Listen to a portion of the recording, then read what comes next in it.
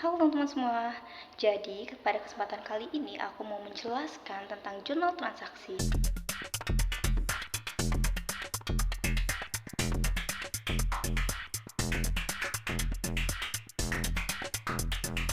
Oke, tanpa membuang-buang waktu, langsung saja kita mulai dari transaksi pertama.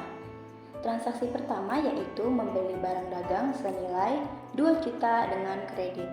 Nah, membeli barang dagang ini artinya kita menambah jumlah barang dagang kita, dan karena penjualan secara kredit maka yang bertambah adalah utang. Maka jurnal untuk transaksi nomor 1 adalah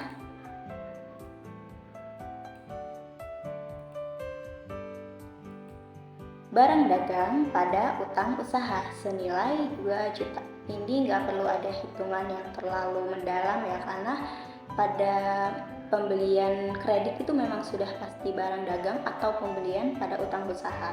Oke, lanjut ke soal kedua. Soal kedua. Menerima angsuran piutang artinya kita menerima kas atas pembayaran utang pihak lain kepada kita, beserta bunganya juga. Nah, jurnalnya itu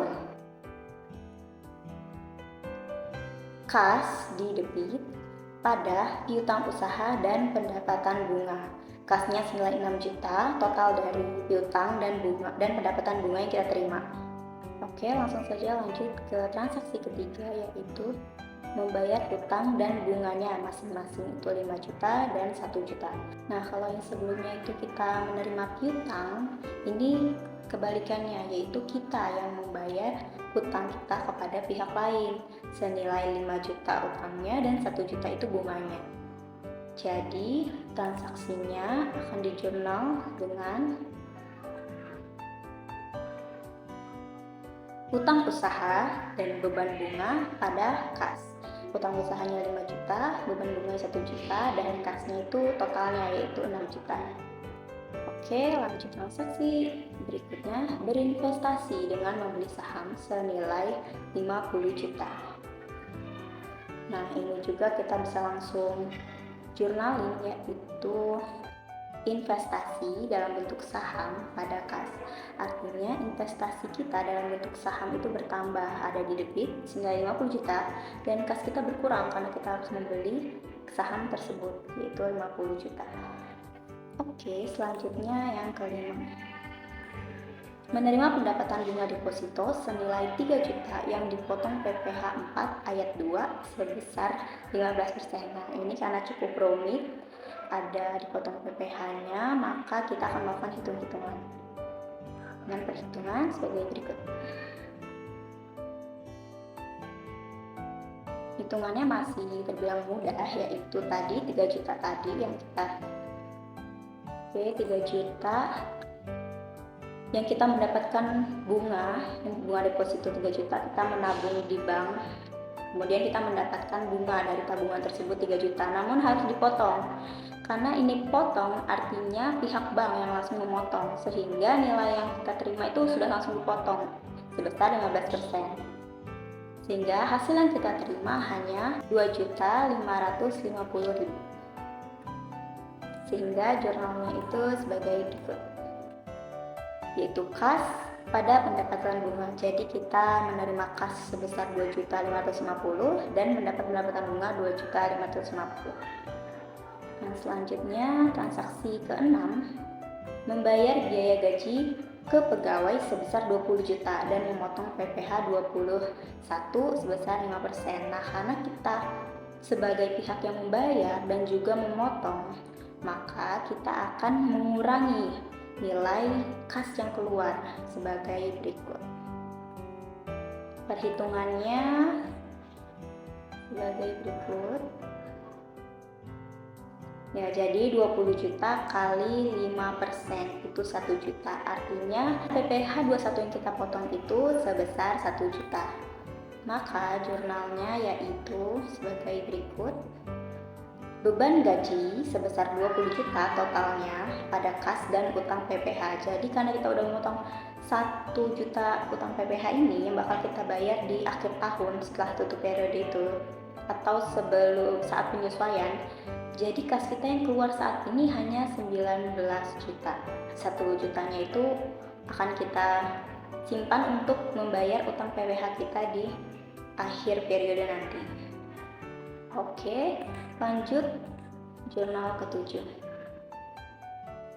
Menjual kendaraan secara kredit senilai 1,5 miliar. Kendaraan disusutkan 25% dan baru dibayar sebagai uang muka 25%.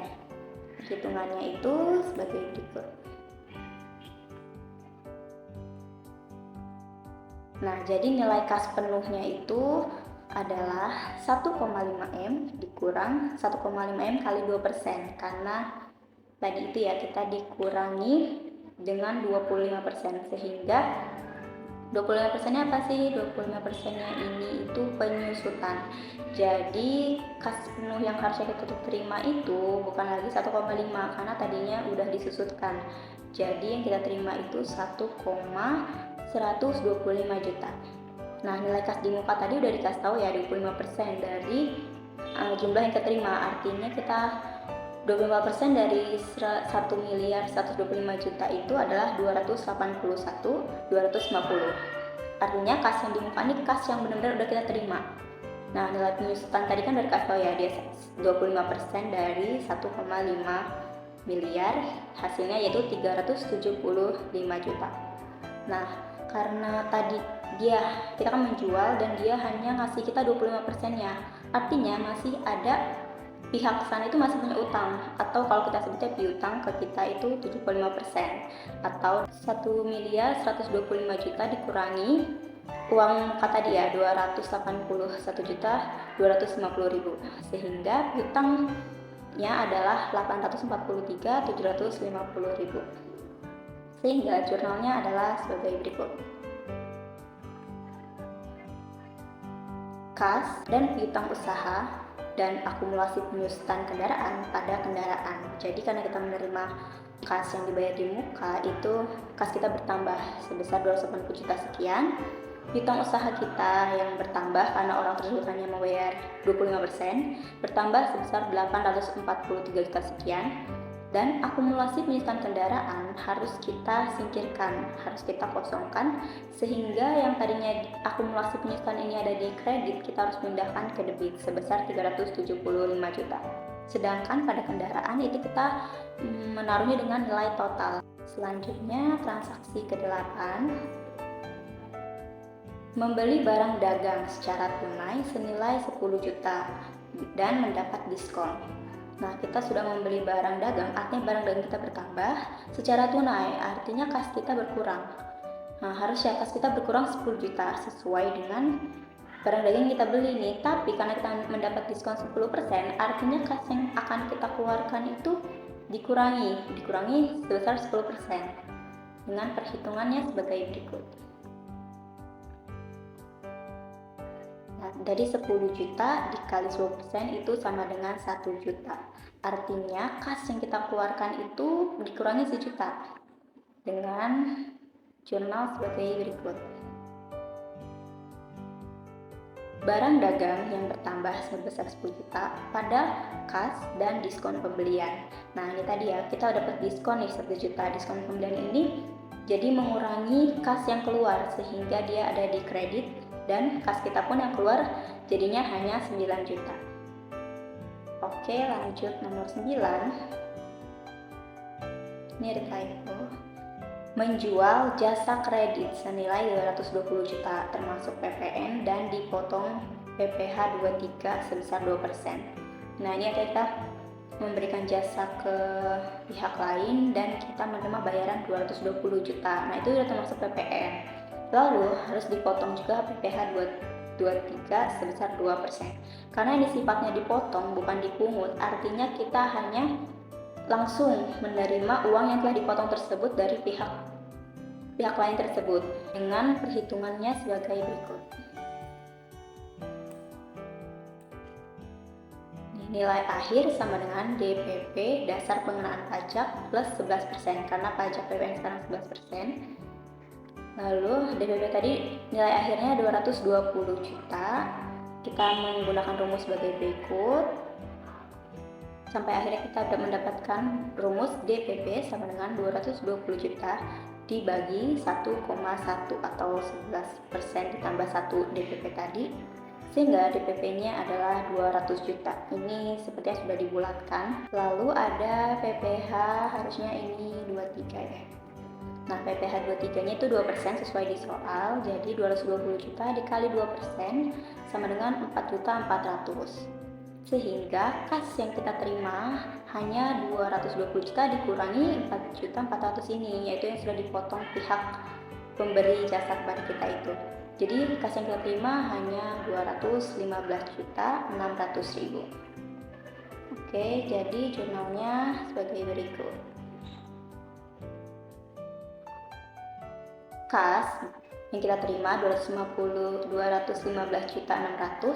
pada PPN outcome, karena outcome ini karena kita menjual jasa. Ketika kita menjual jasa dan dikenakan PPN, maka PPN yang disebutkan tersebut adalah PPN outcome sebesar 20 juta dan pendapatan jasa sebesar 195.600.000.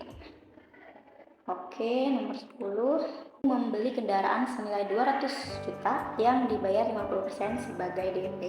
Jadi dia membeli kendaraan, harga kendaraan itu 200 juta. Seharusnya kalau dia membayar, dia akan mengeluarkan kas sebesar 200 juta dan mendapatkan kendaraan yang juga besarnya 200 juta. Namun dia hanya membayar 50%-nya. Artinya 50% dari 200 itu 100 juta. Artinya dia menerima kendaraan sebesar 200 juta, namun dia hanya mengeluarkan kas sebesar 1 juta. Nah, sisanya akan dianggap sebagai hutang. Maka jurnalnya sebagai berikut. Jurnalnya itu kendaraan sebesar 200 juta pada kas dan hutang usaha. Karena kasnya 50%, maka 200 juta itu 50%-nya 100 juta, begitu juga dengan hutang usaha, yaitu sisanya 50% yaitu 100 juta. Selanjutnya, nomor 11, menjual kendaraan lama yang telah 4 tahun dipakai dengan harga 10 juta. Jadi dia menjual kendaraan harganya 10 juta nih. Nah, harga perolehannya atau harga kendaraan itu pas baru dibeli adalah 16 juta dan telah disusutkan sebesar 8 juta. Maka kita akan melakukan perhitungannya sebagai berikut. Nah, 16 juta yaitu harga perolehan si kendaraan dikurangi jumlah yang telah disusutkan, yaitu 8 juta, sehingga nilai buku atau nilai realnya saat itu adalah 8 juta. Ketika nilai kendaraan dia 8 juta dan dia bisa menjual dengan harga 10 juta, artinya ada selisihnya lebih. Dia mendapat 10 juta, dia hanya mengeluarkan kendaraan 8 juta, sehingga dia mengakuinya sebagai laba sebesar 2 juta. Dengan jurnalnya sebagai berikut. Kas sebesar 10 juta yang dia terima tadi dan akumulasi penyusutan kendaraan, di mana tadi udah ada akumulasi dari kendaraan itu harusnya sebelah kredit karena dia akan mengurangi nilai kendaraan. Namun karena akan kita jual, maka kita harus mengeluarkan juga akumulasi penyusutan, maka kita taruh di sebelah debit pada kendaraan. Nah, kendaraan ini normalnya ada di sebelah debit, namun karena kita akan menjual, kita akan mengosongkan nilai kendaraan, maka kita kredit sebesar 16 juta. Dan keuntungan atas penjualan sebesar 2 juta. Transaksi nomor 12, membayar uang muka biaya iklan senilai 25 juta untuk 3 tahun. Karena di sini dia hanya membayar sebesar 25 juta untuk biaya iklan, maka tidak ada hitung-hitungan yang harus kita lakukan. Kita hanya perlu menjurnal sebagai berikut. Iklan dibayar di muka, kita anggap sebagai harta, jadi dia di debit sebesar 25 juta dan kas kita berkurang karena kita harus membayar sebesar 25 juta. Oke, langsung saja ke transaksi 13. Persediaan awal 2 juta, pembelian selama 1 periode itu 50 juta, ongkos angkut 2 juta, retur dan potongan pembelian masing-masing 3 juta. Artinya retur dan potongan pembelian memiliki nilai yang sama, yaitu 3 juta.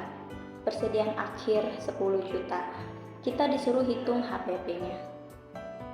Oke, di sini aku udah ada rumus menghitung HPP. Oke, ini jadi yang diketahui gitu istilahnya, kita ini jabarin. Baru kita memasukkannya ke tabel untuk lebih mudah. Persediaan awal kita taruh di sini, kita pisahkan dulu. Lalu pembelian selama periode itu 50 juta. Beban angkut selama periode itu juga 2 juta.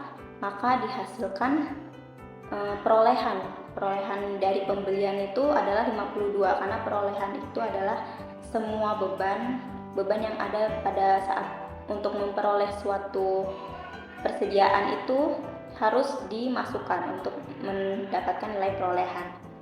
Lalu ada retur pembelian sebesar 3 juta, potongan pembelian sebesar 3 juta. Nah, retur dan juga potongan pembelian ini akan mengurangi nilai dari persediaan. Jadi hasilnya itu 52 juta dikurangi 6 juta. Hasilnya jumlah pembelian bersihnya itu jadi hanya 46. 46 ini pembelian bersih di periode tersebut ditambah persediaan awal tadi 2 juta. Jadi jumlah yang tersedia untuk dijual pada saat itu adalah 48 juta. Udah kita dapat 48 juta. Pas di akhir periode terjadi stock of name. Stock of name itu menghitung persediaan. Berarti ini dia secara fisik gitu. Dia masih tahu kalau di akhir itu hanya ada 10 juta. Jadi HPP-nya adalah barang tersedia untuk dijual tadi dikurangi persediaan akhir barang dagang, yaitu sebesar 38 juta. Artinya HPP-nya adalah 38 juta. Jurnalnya itu cukup panjang, karena kita harus menjurnal setiap komponen yang ada. Oke, di sini. Nah, kita harus mencatat HPP pada pembelian sebesar 50 juta nilai pembelian, HPP pada biaya angkut 2 juta, diskon pembelian tadi 3 juta pada HPP, retur pembelian pada HPP 3 juta juga.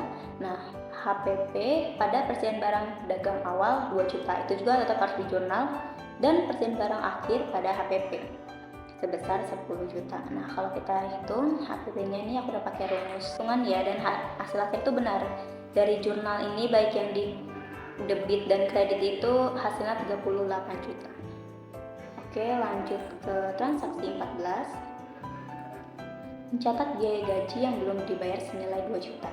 Jadi pada akhir periode harusnya perusahaan itu membayar gaji sebesar 2 juta. Namun mungkin karena belum masanya untuk membayar gaji sehingga gaji tersebut dianggap sebagai utang gaji. Maka akan dijurnal sebagai berikut. Beban gaji sudah diakui ini beban gaji 2 juta, namun belum dibayar pada saat udah tutup periode, akhirnya dia dianggap sebagai utang gaji, sehingga jurnal itu beban gaji pada utang gaji sebesar 2 juta. Next, transaksi 15. Menjual barang dagang senilai 10 juta yang termasuk PPN 10%. Nah, ini kita menghitung PPN dari 10 juta ini udah ada PPN 10%. Maka kita menghitung hampir sama kayak tadi. DPP pakai DPP itu nilai akhir sama dengan DPP plus 10%. 10 juta sama dengan DPP plus 0,1 DPP. Ini kenapa dapat begini? Ini memang karena sudah rumusnya. Rumusnya itu nilai akhir itu sama dengan DPP plus 10%. Karena nilai akhir sudah kita ketahui nih 10 juta, tapi DPP-nya nggak tahu berapa. Begitu juga dengan pajaknya 10% kita nggak tahu berapa. Akhirnya kita menggunakan rumus tersebut, baru kita dapat DPP sama dengan 10 juta dibagi 1,1. Maka DPP-nya adalah 9.90.909 perak. Oke, maka kita akan menjurnal sebagai berikut. Kas, yaitu kita menerima 10 juta pada PPN outcome. Seperti yang udah aku jelasin di awal, ketika kita menjual sesuatu baik itu jasa maupun barang dagang, intinya penjualan, maka ketika ada PPN yang disebutkan adalah PPN outcome. PPN keluar sebesar 10%-nya dari 9.090.000 sekian ini ya, yaitu 900.000, 9.000 sekian.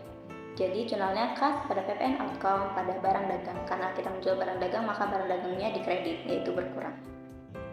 Next lagi, 16. Mengakui pendapatan bunga bulan Desember 200 juta. Jadi di sini dia mengakui adanya pendapatan bunga bulan Desember sebesar 200 juta. Ketika kita mengakui pendapatan bunga, maka kita akan menjurnal sebagai berikut. Piutang bunga pada pendapatan bunga senilai 200 juta. Kenapa piutang bunga? Karena pada soal tadi disebutkan mengakui, gitu. Dia mengakui ada pendapatan. Kita melihat sebagai piutang, kecuali dia menjelaskan menerima pendapatan bunga.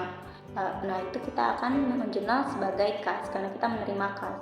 Namun karena dia baru mengakui adanya bunga yang akan dia terima, maka kita menjurnal sebagai piutang bunga pada pendapatan bunga. Next. 17. Terlalu besar sebesar 4 juta pencatatan penyusutan AT, alat tulis mungkin ya, tahun lalu. Jadi dia itu salah catat. Misalnya harusnya dicatat 1 juta, tapi karena kelebihan 4 juta dia mencatatnya itu 5 juta, sehingga itu terlalu besar dan kita harus mengoreksi. Nah, jadi dia langsung nyatet di awal tuh beban penyusutan pada akumulasi penyusutan. Kita nggak tahu kan angkanya berapa sih sehingga dia lebih 4 juta. Karena itu kita asumsikan saja dia mencatatnya itu 4 juta begini. Nah, karena itu salah dan dia harus mengurangi beban penyusutannya, dia harus kurangi sebesar 4 juta, akumulasi penyusutan juga kurangi sebesar 4 juta, sehingga kita jurnalnya, nah kita hanya membalik jurnal ini menjadi akumulasi menjadi di debit, kita akan mengurangi, begitu juga beban penyusutan kita jadiin kredit karena kita akan mengurangi 4 juta, sehingga nanti di akhir neraca saldo ataupun laporan lainnya beban penyusutan dan akumulasi penyusutan sudah tidak lebih lagi 4 juta, tapi sudah pas gitu karena kita sudah mengoreksi di jurnal nomor 17. Selanjutnya itu 18. Persediaan hilang senilai 200 juta. Nah, ini alasannya digelapkan pegawai. Nah, karena ada persediaan hilang senilai 200 juta, maka kita akan menganggap ini sebagai kerugian atas kehilangan mungkin, atau kerugian atau beban kerugian persediaan gitu. Dan kita akan mengurangi nilai persediaan kita karena persediaan kita kan sudah hilang ya, hilang itu berarti kita berkurang gitu. Jadi jurnalnya beban kerugian atas kehilangan persediaan pada persediaan barang dagang awal, artinya 200 juta ini sudah tidak ada lagi karena sudah hilang.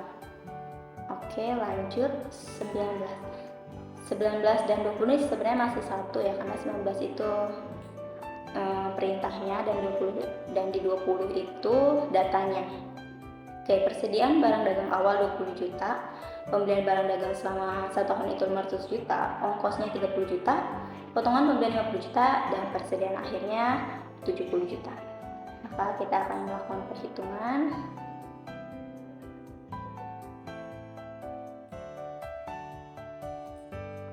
Nah, sama kayak tadi ya, persediaan awal kita pisahkan di sini, pembelian sini, beban angkut ditambah sehingga ada biaya perolehan atas pembelian.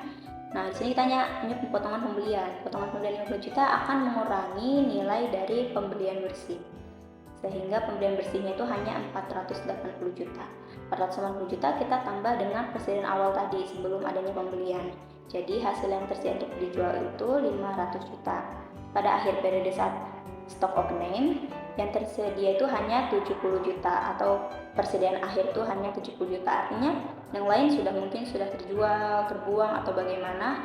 Intinya kita hanya akan mengurangi barang tersedia untuk dijual tersebut dengan persediaan barang dagang akhir, sehingga didapati HPP sebesar 430 juta. Dengan jurnal sebagai berikut. Ini sama kayak tadi, cukup banyak. Nah, ini dia HPP pada pembelian sebesar 500 juta, HPP pada biaya angkut sebesar 30 juta, diskon pembelian pada HPP sebesar 50 juta, HPP pada persediaan barang dagang awal 20 juta, dan persediaan barang dagang akhir pada HPP sebesar 70 juta. Nah, ini dia HP-nya aku udah hitung, debit ditambah dikurangi kredit, maka hasilnya 430 juta sesuai dengan perhitungan kayak tadi. Oke, next. Nomor 21, pemakaian persediaan spare part senilai 6 juta. Spare part ini persediaan di toko ini ya, sebesar 6 juta. Nah, karena kita ada pemakaian persediaan, maka kita akan menjurnal adanya beban persediaan dan mengurangi nilai persediaan. Sehingga jurnalnya beban persediaan pada persediaan spare part. Mungkin di sini bisa beban persediaan spare part pada persediaan spare part gitu, supaya lebih jelas bahwa beban persediaannya itu atas si persediaan spare part sebesar 6 juta sesuai dengan soal tadi. Oke, next lagi transaksi 22. Terdapat pelanggan yang membayar lebih 5 juta dalam mengangsur hutangnya. Jadi harusnya perusahaan tuh menerima sebesar A, tapi dia malah menerima sebesar B, yang mana B ini sudah mencakup 5 juta yang harusnya nggak dia terima. Jadi jurnal awalnya itu kita asumsikan saja begini, kas 5 juta pada piutang 5 juta. Padahal seharusnya 5 jutanya ini nggak ada. Jadi kita harus mengoreksi dan mengurangi nilainya dengan membalikan jurnal tersebut, yaitu piutang usaha pada kas sebesar 5 juta. Jadi nanti pas di neraca itu sudah pas, nggak ada kelebihan lagi. Oke, lanjut nomor 23.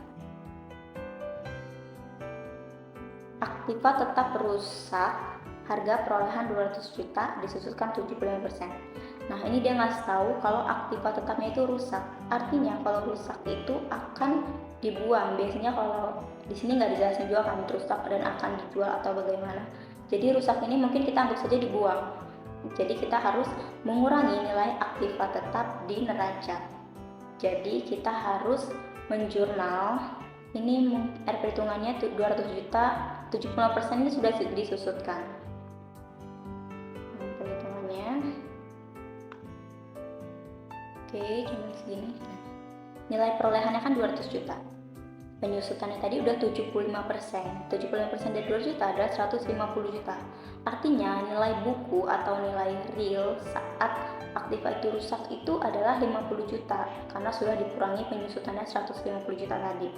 Nah, ketika ini rusak, aktiva rusak padahal dia tidak dapat apa-apa, maka perusahaan akan mengakui sebagai kerugian dan kerugian itu ditaruh di debit. Maka perusahaan nantinya akan menghapus nilai akumulasi penjutaan dan mengakui kerugian. Sehingga nanti jurnalnya itu sebagai berikut. Akumulasi penyusutan aktiva dan kerugian aktiva rusak pada aktiva itu sendiri, yaitu akumulasinya tadi udah sebesar 150 juta, kerugiannya itu 50 juta, dan aktiva tadi itu nilainya 200 juta. Oke, lanjut lagi. Nomor 24. Menghitung cadangan penyisihan di akhir tahun 80 juta, sedangkan cadangan penyisihan piutang awal 7,5 juta. Jadi pada akhir itu perusahaan menghitung cadangan penyisihan di akhir tahunnya dia tambah jadi 80 juta. Padahal di awal periode itu sudah dicadangkan juga 7,5 juta. Jadi di akhir nanti dia hanya perlu menjurnal selisih dari 80 juta dan 7,5 juta ini, yaitu jurnalnya cadangan kerugian piutang pada akumulasi penyisihan kerugian piutang sebesar 72.500.000, yaitu selisihnya dari 80 juta dan 7.500.000. Oke, yang terakhir, salah pencatatan piutang dagang senilai 5 juta dicatat sebagai piutang pegawai. Nah, harusnya ada piutang dagang yang bertambah 5 juta, namun dia malah mencatatnya sebagai piutang pegawai. Jadi kita asumsikan saja di awal tuh perusahaan mencatatnya sebagai berikut: piutang pegawai 5 juta pada penjualan. Nah, kenapa sih kita mencatatnya penjualan? Karena kita anggap saja ketika ada piutang dagang yang bertambah, maka seharusnya itu penjualan, piutang dagang pada penjualan. Namun perusahaan salah mencatat, malah menjadi piutang pegawai, sehingga perusahaan harus membalik sebagai berikut: penjualan sudah benar, penjualan itu sudah benar, tidak harus diubah lagi. Yang harus diubah hanya piutang pegawai, kita kurangi dan kita pindahkan ke piutang usaha, piutang dagang gitu yang sesuai harusnya. Nah, jadi jurnalnya itu piutang dagang pada piutang pegawai sebesar 5 juta. Jadi pada akhirnya nanti nggak ada piutang pegawai 5 juta, itu nggak ada, yang ada itu piutang dagang 5 juta sesuai dengan yang seharusnya. Oke teman-teman, sampai situ saja penjelasan dari aku. Untuk kurang lebihnya aku mohon maaf. Dan kalau teman-teman mungkin punya jawaban yang lain atau pendapat yang lain, bisa banget kasih tahu di kolom komentar apa aja koreksi dari kesalahan aku supaya kita bisa baikin bareng-bareng.